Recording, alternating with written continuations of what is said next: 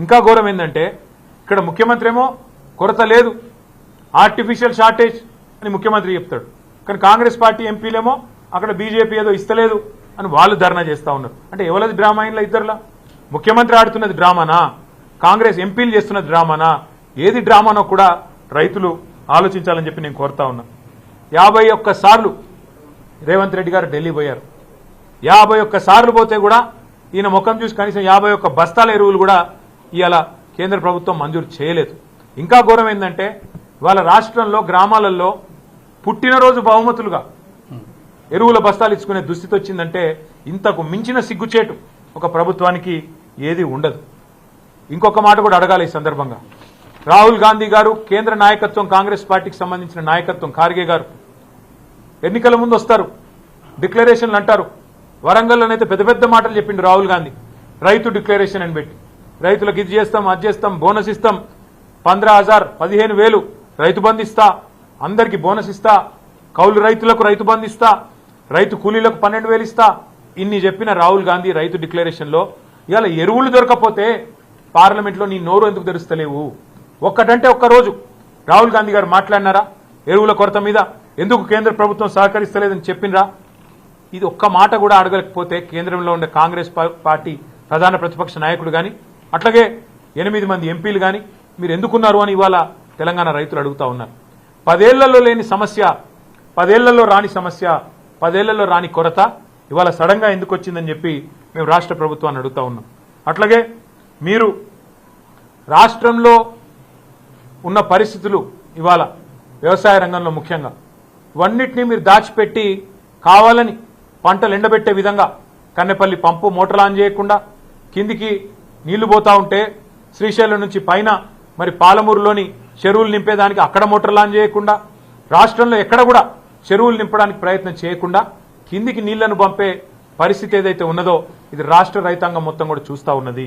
అట్లాగే ఇవాళ వాస్తవాలు ఏ మాటకా మాట మాట్లాడుకుంటే సరే కొన్ని బాకా పత్రికలు ఆయన డబ్బా కొట్టే పత్రికలు కొంతమంది బాకా ఛానల్లో ఆయనకు భజన చేయొచ్చు. కానీ వాస్తవం ఏంటంటే ఈ ప్రభుత్వం ఇవాళ రాష్ట్రంలో రైతులు అనుకుంటున్న మాట రుణమాఫీలో ఫెయిల్ అయింది, రైతు బంధులో ఫెయిల్ అయింది, ఉచిత కరెంటులో ఫెయిల్ అయింది, అట్లాగే రైతు బీమా ప్రీమియం కూడా చెల్లించడంలో ఆఖరి కేసీఆర్ గారు తెచ్చిన ఒక అద్భుతమైన పథకం రైతు కుటుంబం రోడ్డు మీద పడద్దని చెప్పి 5 లక్షల రైతు బీమా ఏదైతే పెట్టినరో ఆ విషయంలో కూడా ఫెయిల్ అయినారు.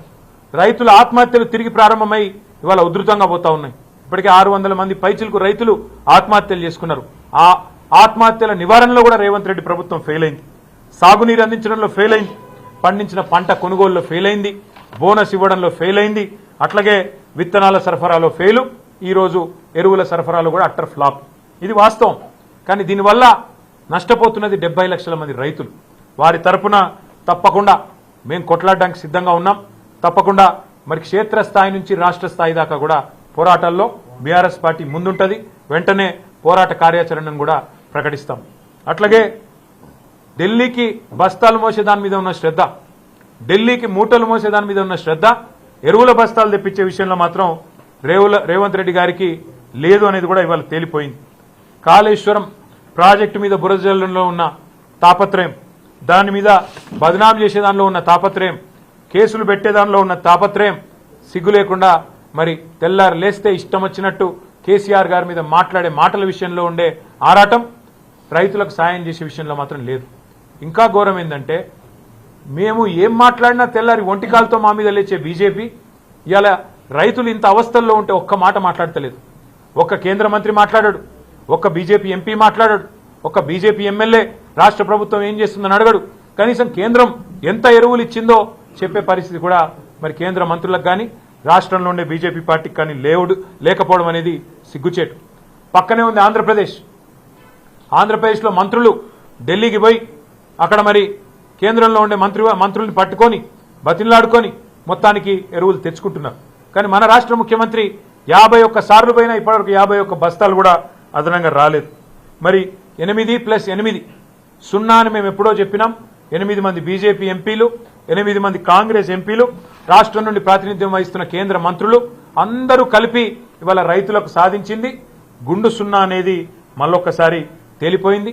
2 పార్టీలు కూడా కాంగ్రెస్ బీజేపీ ఎరువుల విషయంలో రైతులను మోసం చేయడంలో దొందే అనేది స్పష్టంగా తేలిపోయింది. ఇవాళ వాస్తవం కేంద్రంలో ఉన్న బీజేపీ ప్రభుత్వం మంచిగానే ఇస్తున్నది, కానీ కింద రాష్ట్ర ప్రభుత్వం పంచలేదు. ఏమైతుందో ఇక్కడికి వచ్చినాక యూరియా అని ఇక్కడ బీజేపీ ప్రెసిడెంట్ చెప్తున్నాడు. అంటే బ్లాక్ మార్కెటింగ్ జరుగుతుందని చెప్తున్నావా? కాంగ్రెస్ మధ్యలో యూరియా తింటున్నారని చెప్తున్నావా? మరి తింటుంటే నీ ప్రభుత్వం ఏం చేస్తుంది, బీజేపీ ప్రభుత్వం అని మేము అడుగుతా ఉన్నాం. అట్లాగే మరి పార్లమెంట్లో చెప్తున్నారు మేము తగినంత మొత్తంలో సప్లై చేసినామని చెప్తున్నారు. మరి బ్లాక్ మార్కెటింగ్ జరుగుతుందా? మీరు వెంటనే కేంద్ర వ్యవసాయ శాఖ అదేవిధంగా కేంద్రంలోని సంస్థలు చర్యలు తీసుకోవాలి. బ్లాక్ మార్కెటింగ్ ఎవరైనా నమ్మితే వెంటనే జోక్యం చేసుకోవాలి. రాష్ట్ర ప్రభుత్వం చేస్తున్న ఈ దందాల మీద కూడా దృష్టి పెట్టాలి. ప్రైవేట్ కంపెనీలకు లాభం లభించే విధంగా, వారికి లాభం చేకూరే విధంగా ఇవాళ కొంత కుమ్మక్కైనట్టుగా రాష్ట్ర ప్రభుత్వం వ్యవహారం చేస్తుందనేది మా అనుమానం. పక్కదారి పట్టించి ఢిల్లీ నుంచి వచ్చిన యూరియాని కావాలని కొంతమందికి లాభం చేయడానికే ఈ రకమైన వైఖరి వారు అవలంబిస్తున్నారనేది మా అనుమానం. అందుకే ఈ విషయంలో కూడా దర్యాప్తు సంస్థలు జోక్యం చేసుకోవాలి. మరి తప్పకుండా వెంటనే స్పందించాలని కోరుతా ఉన్నాం. అట్లాగే ఆనాడు రామగుండం ఫర్టిలైజర్ ఫ్యాక్టరీని కేసీఆర్ గారి ప్రభుత్వం ఉన్నప్పుడు మేము పెడతామంటూ కేంద్రం ముందుకొస్తే వారికి సకల సౌకర్యాలు కల్పించింది మా ప్రభుత్వం. మేము ఇవాళ కేంద్ర ప్రభుత్వాన్ని కూడా డిమాండ్ చేస్తా ఉన్నాం. మేము సంపూర్ణంగా సహకరించినా ఆ ఫ్యాక్టరీ ఇవాళ ఫుల్ కెపాసిటీతో పనిచేస్తలేదు.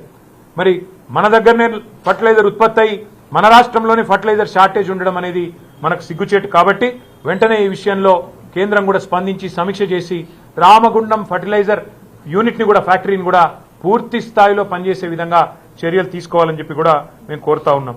అట్లాగే బీఆర్ఎస్ ప్రభుత్వంలో ఆనాడు మరి వానాకాలం డిమాండ్ కేవలం 9.8 లక్షల మెట్రిక్ టన్నులుంటే ఆనాడు సకాలంలో మేము ఎరువులు అందించినాం. ఈరోజు మరి ఆనాడు మన ప్రభుత్వం ఉన్నప్పుడు సీజన్కు 10-12 లక్షలు ఉన్నప్పుడు కూడా అందించగలిగినాం. డిమాండ్ ఉన్నప్పుడు బఫర్ స్టాక్ పెట్టుకున్నాం, కొన్నాం. ఏ డిమాండ్ ఎక్కడ దేశంలో లేనాడు కొన్నాము.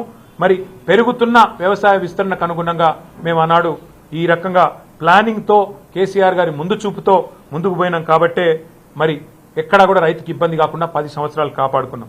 సీజన్ మొదలు కాకముందే కేసీఆర్ గారు 24 గంటల పాటు మరి సమీక్ష చేసి ఎక్కడికక్కడ ప్రతి జిల్లాను కూడా మరి సన్నద్ధం చేసి ఎక్కడ కూడా రైతుకి ఇబ్బంది కాకుండా మా అందరినీ కూడా పురమాయించి పనిచేయించేటోళ్ళు.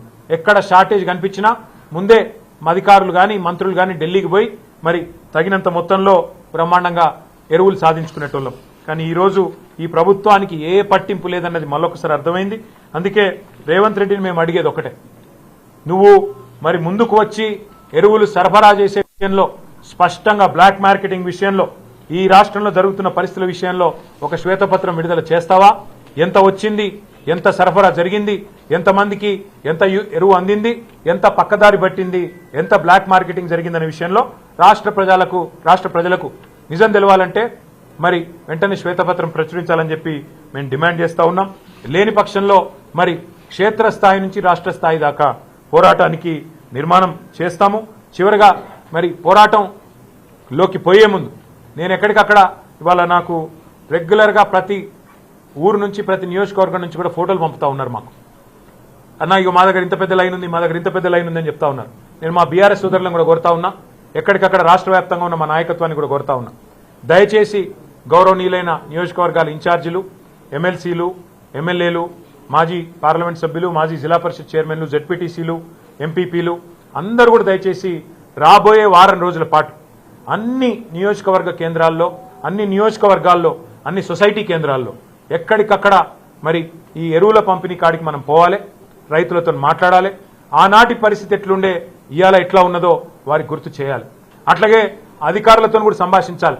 ఎందుకు పైనుంచి ఎంత వచ్చింది, మీరు ఎంత ఇస్తున్నారు, పైనుంచి షార్టేజ్ ఉందా, లేకపోతే ఇక్కడికి వచ్చినాక షార్టేజ్ అవుతున్నదా, డిమాండ్ ఏమైనా పెరిగిందా, పోయిన సీజన్లో ఎంతుండే, కేసీఆర్ గారు మరి 2023 ఆనాటి వానాకాలంలో ఎంత ఇచ్చినారు, ఈరోజు ఎంత ఉంది, ఎందుకు పరిస్థితి మారిందనే విషయంలో కూడా రైతులకు వివరించి చెప్పాలి.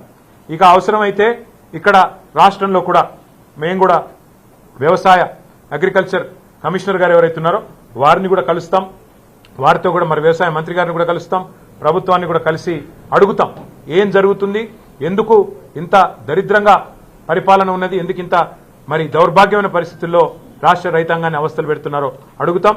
కానీ రాష్ట్ర వ్యాప్తంగా రైతులు ఆనాటి రోజులు కేసీఆర్ గారి గవర్నమెంట్లో మరి ఈరోజు కాంగ్రెస్ ప్రభుత్వంలో ఉన్న ప్రస్తుత పరిస్థితులు గమనించి మరి ధైర్యం కోల్పోకుండా మేమందరం కూడా మీకు అండగా ఉంటాం. ధైర్యం కోల్పోకుండా పోరాటానికి నడుం బిగించాలని మేము మా పార్టీ తరఫున విజ్ఞప్తి చేస్తూ మా నాయకులు రాబోయే వారం రోజుల పాటు క్షేత్రస్థాయిలో విస్తృతంగా పర్యటిస్తారు. అందరం కూడా ప్రతి నియోజకవర్గంలో కూడా అన్ని సెంటర్లకు పోతాం. ఎక్కడికక్కడ రైతుల తరఫున ప్రభుత్వాన్ని నిలదీస్తామని చెప్పి కూడా తెలియజేస్తూ రాష్ట్ర రైతాంగం ధైర్యంగా ఉండాలని కోరుతాం.